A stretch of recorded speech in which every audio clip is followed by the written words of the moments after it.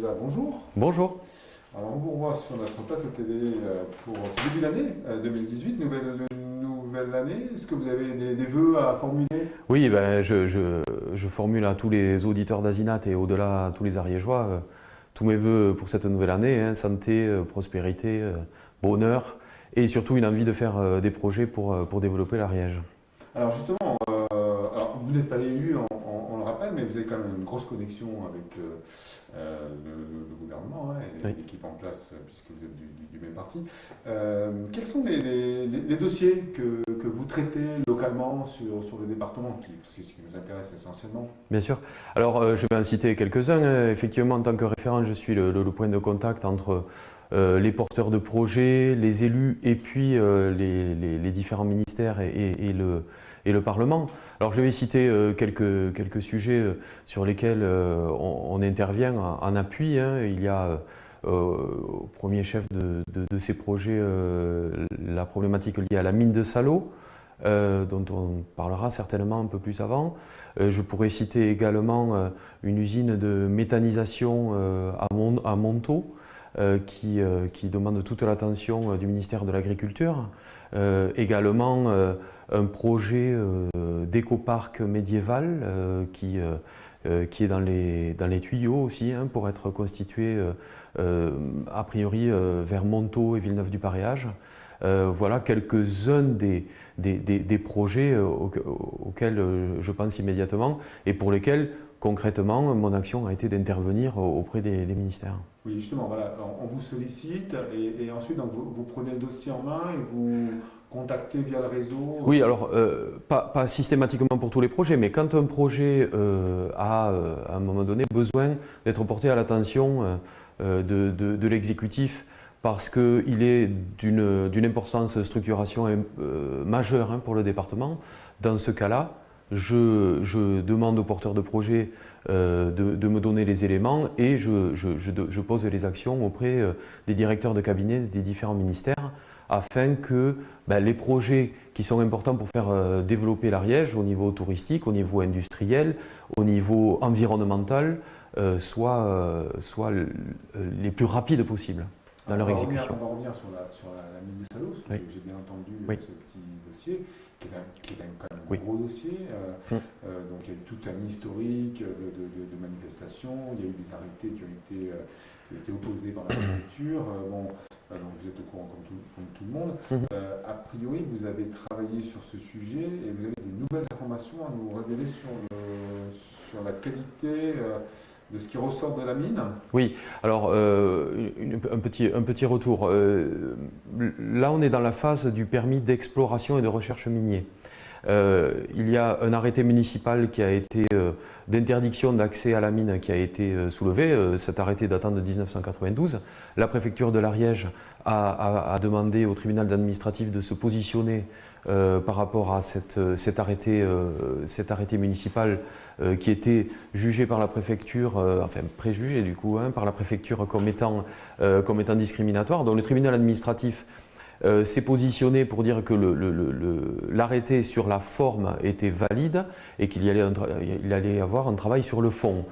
Or, ce qui se passe, et c'est là que c'est important que vos auditeurs soient au courant, ce qui se passe, c'est qu'aujourd'hui, à l'intérieur de la mine, il y a vraisemblablement, alors c'est un secret de polichinelle, tout le monde le sait, mais il faut rentrer plus avant dans la mine pour le constater.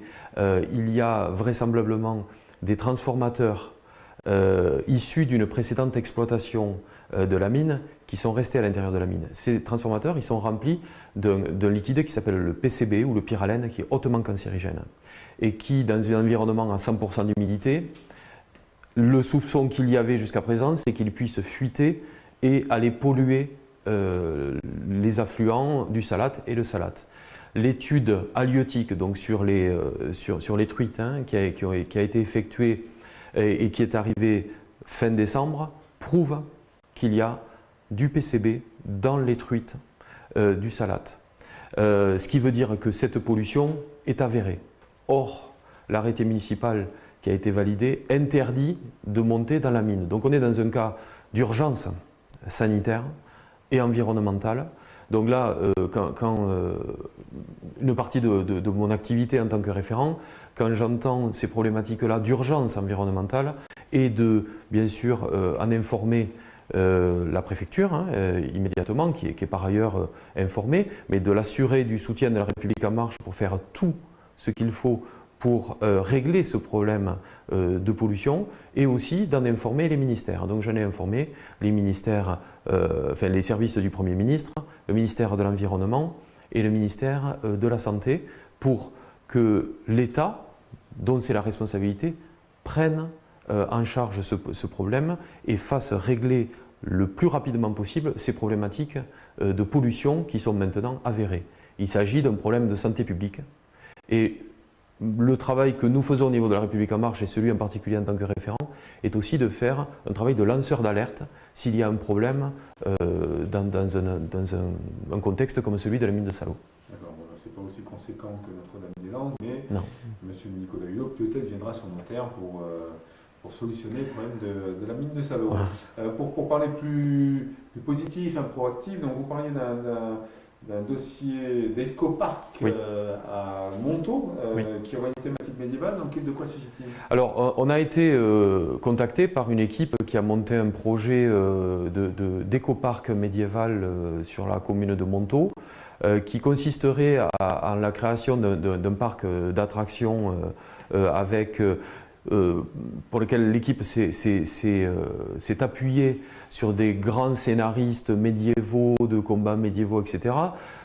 Pour faire simple, une sorte de Puy du Fou à l'ariégeoise autour d'une époque médiévale, le Xe siècle, et qui permettrait finalement, idéalement placé, c'est-à-dire entre Toulouse et Carcassonne, à la porte d'entrée de l'Ariège, qui permettrait d'attirer beaucoup de touristes. Les propositions vont autour de 300 000 touristes par an, et qui servirait probablement d'élément très structurant pour le développement touristique en Ariège, parce que c'est un lien avec, c'est une porte d'entrée en direction qui de Montségur, si on va aller plus loin dans le temps, des forges de Pyrène, du château de Foix, du parc de la préhistoire, de Niaux. Donc c'est une initiative privée qui est... les porteurs de projets ne demandent pas d'investissement public particulier, ils demandent de s'assurer qu'ils puissent faire en temps et en heure ce parc. Important de noter qu'il s'agit d'un éco-parc médiéval, c'est-à-dire qu'il est conçu, d'après le projet que nous avons étudié, il est conçu initialement pour avoir une accessibilité handicapée parfaite et un retraitement des eaux parfait et également une autonomie énergétique, à savoir que notamment les parkings d'accès seraient totalement couverts de panneaux solaires, ce qui créerait une énergie qui correspond à 3 fois ce dont a besoin le parc en pleine activité. Et alors, ces porteurs de projets sont venus vous voir. Oui. Pourquoi? Parce qu'ils avaient reçu une fin de non-recevoir à telle ou telle porte en Ariège, ou pourquoi? Alors, parfois oui. Parfois, ils reçoivent une fin de non-recevoir, ou en tout cas, on va dire, ils n'ont pas un écho particulier à leur projet. Et puis, je pense que c'est en train d'arriver dans les esprits des gens que nous sommes, au niveau de la République en marche, un mouvement citoyen, et on accueille les initiatives des différents porteurs de projets.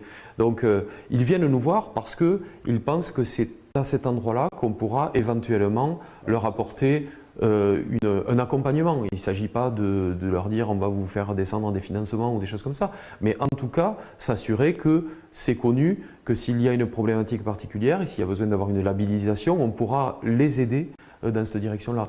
Moi, ce qui m'importe, c'est que l'Ariège se développe par tout moyen industriel, par la mine de Salaud, touristique, économique, tout est bienvenu. Il nous faut dynamiser absolument ce département. Je vous remercie pour ces précisions sur les dossiers locaux, oui. On va dire.